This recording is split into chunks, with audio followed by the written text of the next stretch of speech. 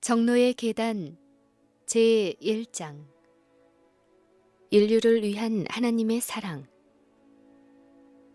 천연계와 성경은 둘 다 하나님의 사랑을 우리에게 보여준다. 하늘에 계신 우리 아버지는 우리에게 생명과 지혜와 기쁨을 주신다. 천연계의 기묘하고 아름다운 사물들을 바라보라. 그것들이 우리의 필요와 모든 생물들의 행복을 채워주는 여러 가지 방법들을 생각해보라. 햇빛과 비는 창조주의 사랑을 우리에게 말해준다. 산과 바다와 들은 그분에 관하여 이야기해준다. 그분은 온갖 생물들의 매일의 필요를 공급해 주신다. 아름다운 시편에서 다윗은 하나님에 대하여 기록하였다. 중생의 눈이 주를 앙망하오니 주는 때를 따라 저희에게 식물을 주시며 손을 펴사 모든 생물의 소원을 만족해 하시나이다. 시편 145편 15절 16절에 기록된 말씀이다. 하나님은 아담과 하와를 더할 나위 없이 거룩하고 행복스럽게 창조하셨다.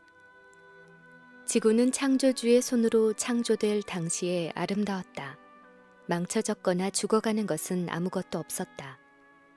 그러나 아담과 하와는 하나님의 율법, 그분의 사랑의 율법에 불순종하였다. 불순종은 죽음과 슬픔을 초래하였다. 죄가 고통을 자아내고 있을지라도 하나님은 당신의 사랑을 여전히 나타내셨다. 성경은 아담과 하와가 저지른 일 때문에 하나님께서 땅을 저주하셨다고 말한다. 그분은 가시덤불과 잡초들이 자라도록 허용하셨다. 그분께서 시련과 고통을 허용하셨으므로 사람의 생애가 수고와 걱정으로 채워지게 되었다. 그 고통들은 그들의 유익을 위한 것이었다. 그것들은 사람들을 죄가 빚어낸 수치와 파멸에서 건져내어 구원하는 데 도움이 되었다. 이 죄 많은 세상은 슬픔과 고통만으로 이루어지지 않았다. 천연계 그 자체가 우리에게 희망과 위안의 기별을 전해준다. 꽃들이 잡초 속에서 피어나고 장미가 가시나무를 덮는다. 하나님은 사랑이시다는 말이 피어나는 꽃봉오리마다 돋아나는 풀잎마다 기록되어 있다. 예쁜 새들이 행복하게 부르는 노랫소리는 하나님이 우리의 아버지라고 말해준다. 아름다운 꽃들은 향기를 풍기고 하나님의 따뜻한 보살핌을 말해준다. 숲속의 키 큰 푸른 나무들은 하나님께서 당신의 자녀들을 행복하게 해주기를 원하신다는 사실을 우리에게 깨닫게 해준다. 성경은 우리들에게 하나님의 품성을 보여준다. 하나님께서 친히 당신의 영원한 사랑과 자비를 우리에게 말씀하셨다. 모세가 주의 영광을 내게 보이소서 하고 기도하자 여호와께서는 내가 나의 모든 선한 형상을 내 앞으로 지나가게 하리라고 대답하셨다. 하나님의 선하심은 그분의 영광이다. 여호와께서 모세의 앞을 지나가셨다. 그분은 여호와로라 여호와로라 자비롭고 은혜롭고 노하기를 더디하고 인자와 진실이 많은 하나님이로라. 인자를 천대까지 베풀며 악과 과실과 죄를 용서하신다고 말씀하셨다. 하나님은 노하기를 더디하시며 인애가 크시며 당신의 변치 않는 사랑을 우리들에게 보여주신다. 하나님께서는 하늘과 땅에 있는 많은 사물을 통하여 우리의 마음을 당신께 붙들어 매신다. 그분은 천연계를 통하여 말씀하신다. 그분은 인간의 마음으로 느낄 수 있는 가장 깊고 따뜻한 사랑으로 우리에게 당신 자신을 나타내신다. 그러나 이 모든 것들도 그분의 사랑을 완전하게 나타내지는 못한다. 비록 하나님께서 이 모든 것들을 주셨을지라도 선의 원수 사단은 우리의 마음을 어둡게 만든다. 사단은 우리가 하나님을 공포감으로 대하고 그분을 가혹하고 용서를 모르는 분으로 생각하기를 원한다. 사단은 사람이 하나님을 동정심이 없는 냉혹한 재판관처럼 생각하게 하고자 노력한다. 사단은 창조주께서 사람들에게 벌을 주기 위하여 언제나 그들의 실수를 지켜보고 있다고 말한다. 예수님께서 오셔서 사람들과 함께 사심으로 이것이 사실이 아님을 보여주셨다. 예수님께서는 사람들이 하나님의 무한하신 사랑을 보기를 원하셨다. 하나님의 아들께서 하늘에서 오신 것은 세상에 하나님 아버지를 나타내기 위함이었다. 본래 하나님을 본 사람이 없으되 아버지 품속에 있는 독생하신 하나님이 나타나셨느니라. 아버지 외에는 아들을 아는 자가 없고 아들과 또 아들의 소원대로 계시를 받은 자 외에는 아버지를 아는 자가 없느니라. 예수님의 제자 중 한 사람이 아버지를 우리에게 보여주옵소서 하고 말했다. 예수님께서는 빌립아, 내가 이렇게 오래 너희와 함께 있으되 네가 나를 알지 못하느냐? 나를 본 자는 아버지를 보았거늘 어찌하여 아버지를 보이라 하느냐? 라고 말씀하셨다. 예수님께서는 지상에서 이루어질 당신의 사업에 대해 말씀하셨다. 그분께서는 주의 성령이 내게 임하셨으니 이는 가난한 자에게 복음을 전하게 하시려고 내게 기름을 부으시고 나를 보내사 포로된 자에게 자유를 눈먼 자에게 다시 보게 함을 전파하며 눌린 자를 자유케 하리라고 말씀하셨다. 이것이 그분의 사업이었다. 그분은 두루 다니시며 선을 행하시고 사단으로 말미암아 병든 모든 자들을 고쳐주셨다. 고통의 부르짖음이 전혀 들리지 않는 마을도 있었다. 예수님께서 그 가운데로 지나가시며 모든 병든 자들을 고쳐주셨기 때문이다. 예수님의 사업은 그분이 하늘에서 오셨다는 것을 보여주었다. 사랑, 자비, 동정이 예수님의 생애의 온갖 행동에 나타났다. 그분의 마음은 인류를 위한 따뜻한 사랑으로 젖어 있었다. 하나님의 아들께서는 인류를 도와주시기 위해 사람이 되셨던 것이다. 아무리 가련하고 비천한 자라도 그분께 나아가기를 두려워하지 않았다. 비록 작은 아이들이라도 그분께 가까이 가기를 원했다. 아이들은 그분의 무릎 위에 올라앉아 인정 많고 애정 어린 그 얼굴을 쳐다보기를 좋아했다. 예수님은 진리의 말씀을 하나라도 숨기지 않으시고 항상 사랑으로 말씀하셨다. 그분은 온화하고 친절하고 인정 깊으신 분이었다. 그분은 결코 무례하지 않으시고 함부로 가혹하게 말씀하지 않으셨다. 그분은 어떤 사람에게도 마음을 상하게 하지 않으셨다. 그분은 사람들의 약점을 비난하지 않으셨다. 그분은 진리를 말씀하시되 항상 사랑으로 하셨다. 그분은 거짓과 불신과 죄를 꾸짖으셨다. 그러나 그분의 음성에는 슬픔이 스며 있었다. 예수님은 사랑하는 성 예루살렘을 바라보며 눈물을 흘리셨다. 그 성은 예수님이 길이요 진리요 생명이 되심에도 불구하고 그분을 받아들이지 않을 것이었다. 사람들은 그들의 구주를 배반하였지만은 그분은 그들을 따뜻한 동정심으로 대하셨다. 예수님께서는 자신을 기쁘시게 하고자 생애하지 않으시고 다른 사람들에게 사려 깊은 주의를 기울이셨다. 모든 사람이 그분의 눈에는 귀중하였다. 그분은 하나님의 가족의 각 사람을 따뜻한 애정을 가지고 보셨다. 그분은 그들 모두를 구원받아야 할 죄 많은 사람들로 보셨다. 예수님께서 사신 생애는 우리에게 당신의 품성을 나타내준다. 그분의 생애는 또한 하나님의 품성을 우리에게 보여준다.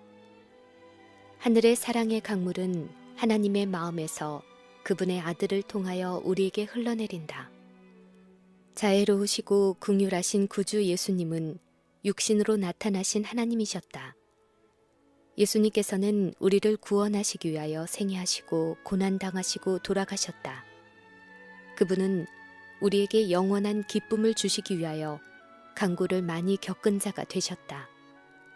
하나님께서는 당신의 사랑하는 아들을 하늘의 영광에서 떠나 죄로 손상된 이 땅에 오게 하셨다. 하나님은 죽음의 그늘로 어두워진 이 땅에 예수님을 보내셨다. 하나님께서는 귀중한 아들을 당신의 곁에서 그리고 천사들의 경배에서 떠나게 하셨다. 그분은 예수님으로 하여금 고통과 수치와 증오와 죽임을 당하게 하셨다. 그러나 그가 징계를 받음으로 우리가 평화를 누리고 그가 채찍에 맞음으로 우리가 나음을 입었도다. 보라, 광야의 예수, 겟셋만의 동산의 예수, 십자가 상의 예수를, 거기서 완전하신 하나님의 아들이 우리의 죄를 몸소 지셨다. 하나님과 일체이신 그는 죄가 빚어놓은 하나님과 인간 사이의 무서운 분리를 느끼셨다. 그와 같은 분리는 나의 하나님, 나의 하나님, 어찌하여 나를 버리셨나이까 하는 고통의 부르짖음이 그분의 입술에서 나오지 않을 수 없게 하였다. 그분은 하나님으로부터 죄인을 분리시키는 무서운 죄의 흉악성을 느끼셨다. 죄의 무게가 그분의 심장을 찢어 놓았다. 하나님의 아들이 당신의 생명을 주셨기 때문에 하나님께서 우리를 사랑하시게 된 것은 아니다. 그분께서 돌아가신 것은 하나님께서 즐겨 구원하실 마음을 가지시도록 하시기 위해서가 아니었다. 하나님이 세상을 이처럼 사랑하사 독생자를 주셨다. 예수님께서 우리를 위하여 돌아가셨기 때문에 하나님께서 우리를 사랑하시는 것이 아니다. 그분은 우리를 사랑하시기 때문에 당신의 아들을 주셔서 돌아가게 하셨다. 그리스도를 통하여 하나님께서는 이 죄 많은 세상에 당신의 무한한 사랑을 부어주셨다. 하나님께서 그리스도 안에 계시사 세상을 자기와 화목하게 하셨다. 하나님께서는 당신의 아들과 함께 고통을 당하셨다. 하나님 아버지께서는 겟셋마네의 고통과 십자가의 죽음으로 우리를 죄에서 구원하기 위한 값을 치르셨다. 예수님께서는 아버지께서 나를 사랑하시는 것은 내가 다시 목숨을 얻기 위하여 목숨을 버림이라고 말씀하셨다. 그 말은 이런 뜻이다. 나의 아버지께서 너를 사랑하시기 때문에 너를 구속하기 위하여 생명을 버린 나를 더욱 사랑하신다. 내가 너를 죄를 대신하여 너 대신 죽었다. 내가 이 일을 했기 때문에 나는 아버지와 전보다 더욱 가까워졌다. 이제 아버지께서는 예수님을 믿는 죄인들을 구원하심으로 공의롭고 의로우시다. 오로지 하나님의 아들만이 우리를 구속하고 죄에서 구원하실 수 있다. 오직 아버지와 일체이신 그분만이 하나님께 대하여 우리에게 말씀해 주실 수 있다. 오직 그분만이 하나님의 사랑의 높이와 깊이가 어떠한지 아신다. 오직 우리를 위한 그리스도의 위대한 희생만이 죄인을 위한 아버지의 사랑을 알려줄 수 있었다. 하나님이 세상을 이처럼 사랑하사 독생자를 주셨다. 하나님께서 그리스도를 주신 것은 사람들과 함께 생애하게 하시고 그들의 죄를 담당하게 하시고 그들을 위해 돌아가게 하시기 위함이었다. 하나님께서는 당신의 아들을 이 세상에 주셨다. 그리스도께서는 우리가 어떻게 느끼고 있으며 무엇이 필요한지 아신다. 그분은 하나님과 일체이셨다. 그러나 그분은 우리 중 한 사람이 되셨다. 그분께서는 항상 우리와 함께 하실 것이다. 그리스도께서는 우리를 형제라 부르시기를 부끄러워 아니하신다. 예수 그리스도는 우리의 희생 제물이시다. 그분은 우리를 위해 말씀하신다.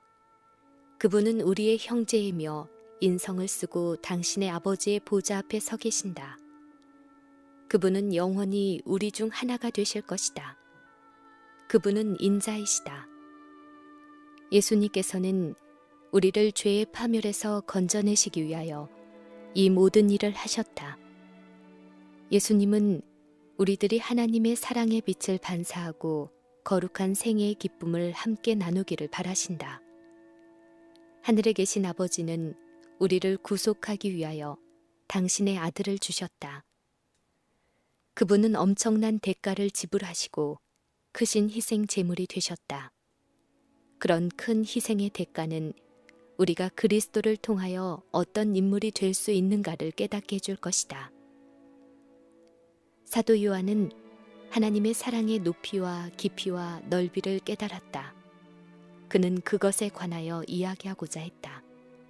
그러나 그는 그것을 묘사하기에 적합한 말을 찾을 수 없었다. 그는 보라, 아버지께서 어떠한 사랑을 우리에게 주사 하나님의 자녀라 일컬음을 얻게 하셨는고 하고 말했다. 이 말은 우리에게 얼마나 귀중한가.